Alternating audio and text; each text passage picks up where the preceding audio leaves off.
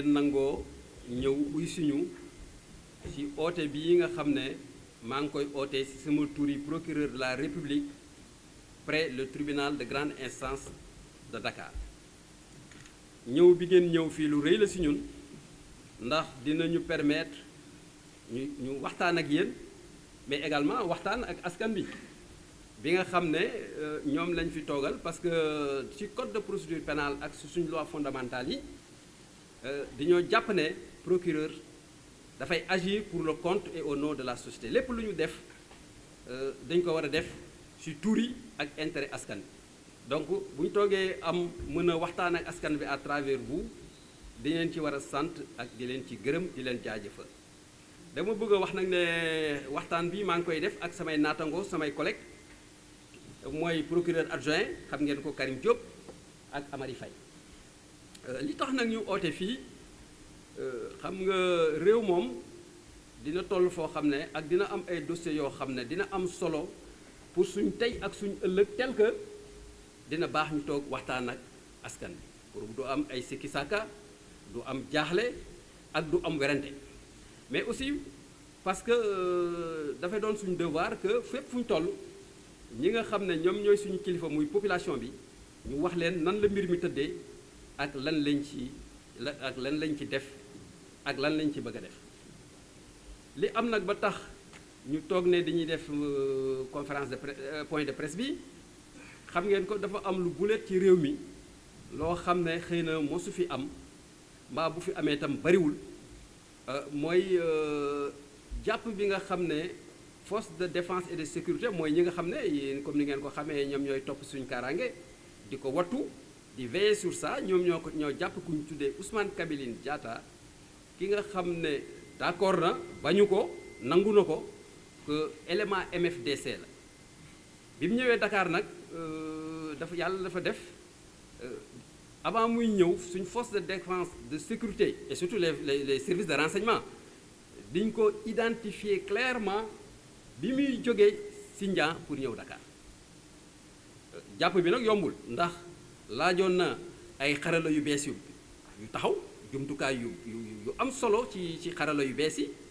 laaj na aussi taxawaay bu mot sëkk ci enquêteurs yi gendarmerie ak force de sécurité yi nga xam ne ñun ñëpp amal nañ leen njukkal bi ñu ko repéré ci Sindian moom ak ñeneen ci bi seen biiri jëf seen biiri waxtaan ak seen biiri préparation pour ñu ñëw Dakar fekkee manifestation bu fi waroon am ñoom tam ñu jël seen motukaay di leen géolocaliser di ko géolocaliser ba mu jaar Kaolack jaar Mbour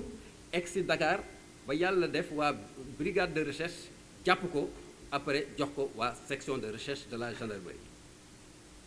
li tax nag ñu taxaw comme ni ma ko waxoon dossier dina am solo pour réew mi am pour suñ tey pour ëllëg parce que en fait li nga xam ne moom lañ jàpp ne xëy na jàpp bi xaw na ko entravé mooy c'était des actes qui pouvaient peut-être mettre en danger la sécurité publique l'ordre public et même la pérennité de nos institutions dañoo naroon yaakaar nañ ne bu ñu amul woon taxawaay bu baax ak bu ñu ci amul taxawaay bu mot sëkk mën na dem ba saafanteel sécurité dëkk bi saafanteeg institution donc loolu bu amee tam aussi c'est bon que nit ñi comme nit ñaa ngi jiixi jaaxal ñi ki di wax fii kii di wax suba nit ñi bëgg nañ xam ñu taxaw parce que yoon tax ko teg suñu ndodd doonu loo xam ne da ngay tëb rek wax ko mais c'est la loi qui fait obligation au procureur de la République dans des conditions pareilles mu taxaw wax ak askan bi et loolu moo tey moo ñu fi indi li ñu bëgg a wax ci Ousmane Kabiline Diatta comme ni ñu ko waxee doon na koo xam ne dafa jàppoon pour ñëw fekkee manifestation yi moom la enquête bi ak renseignement yi wane te dañoo bëggoon profiter aussi ci circonstance trouble bu am ñu attaqué propriété yi attaqué biens yi def ay pillage def ay destruction yàlla nag def na xëy na loolu yëpp antuwul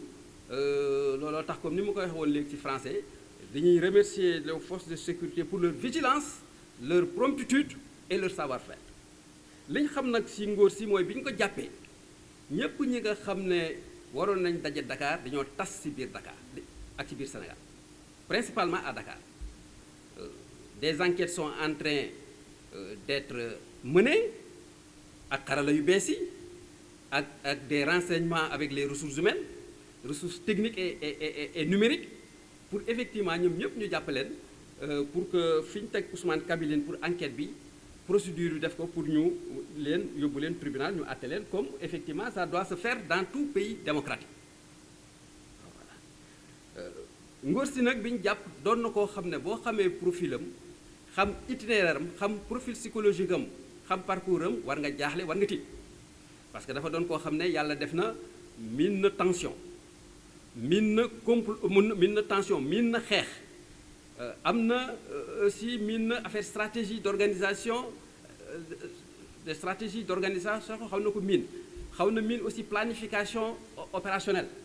Donc doon na koo xam ne wax dëgg Sall dafa doon combattant doon koo xam ne fépp fu mos a jaar ci Macky bi wane na ay preuves am wane na aussi ses preuves dans les capacités yi muy def pour organiser nit ñi mobiliser aussi nit ñi pour les pousser effectivement à l'action. loolu moom tam enquête bi ak renseignement yi aussi wane na parce que moom wax na ne bi mu amee bi mu amee certificat la dem ci Macky bi. bi mu demee dem na ci base yépp nag parce que base ba mos a nekk ci Macky bi wax tudd na ko def na fa liggéey bu nekk nag il a commencé par être cuisinier bi mu paree mu nekk di garder ba ci kanam mu nekk ci technique d'harcèlement des forces de sécurité ak de braquage ci kii bi ñu doon jàppee sax fekk nañ ci moom yàlla def na xaalis boo xam ne ay naira la ay xaalis sierra leonaise la ay dollars ay dalasi te yu yëpp wax na ne bi muy braqué ci tali yi la ko woon jël di ko indi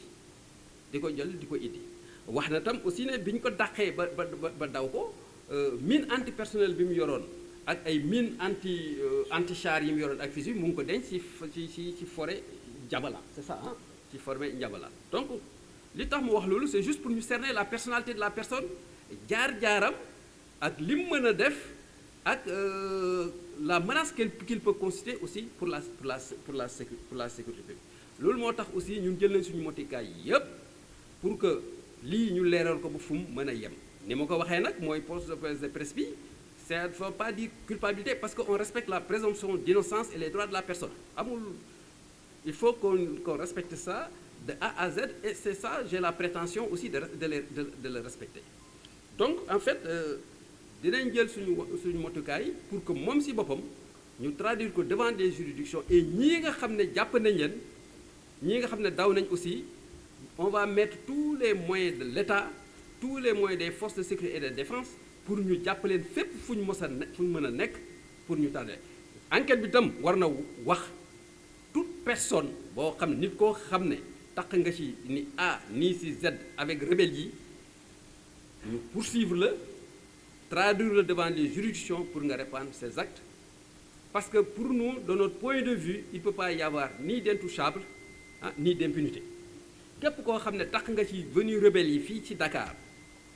muy ni A ni Z de façon directe ou de façon directe notre devoir te dinañ ko sàmm mooy